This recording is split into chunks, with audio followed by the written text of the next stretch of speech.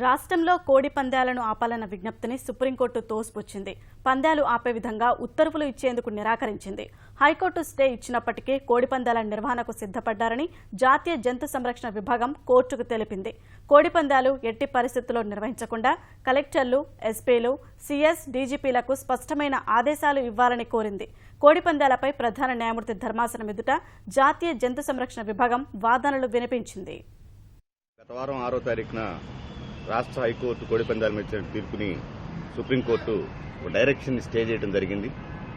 ఈ direction stay చేసిన దాని మీద ఇవాళ యానిమల్ వెల్ఫేర్ బోర్డు వారు చీఫ్ సెక్రటరీ ఆఫ్ ఆంధ్రప్రదేశ్కి, అలాగే జిల్లా కలెక్టర్లకి, ఎస్పీలకి కోడి పందాలు నిర్వహించకుండా అడ్డుకోవాల్సిందిగా డైరెక్షన్ ఇవ్వమని సుప్రీంకోర్టుని 10:30కి ఆశ్రయించడం జరిగింది.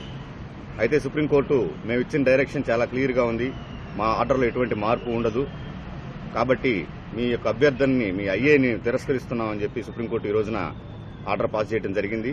వాళ్ళకి ఎటువంటి ఆర్డర్ లేదు, కాబట్టి కోడి పందాల నిర్వహణకి, క్రీడకి నిర్వహణకి, సాంప్రదాయబద్దమైన క్రీడ నిర్వహణకి ఎటువంటి ఆటంకం లేదు అని చెప్పి సుప్రీంకోర్టు తెలియజేయడం జరిగింది. మేము కాబట్టి వాళ్ళ అభ్యర్థనని సుప్రీంకోర్టు తోసిపుచ్చింది.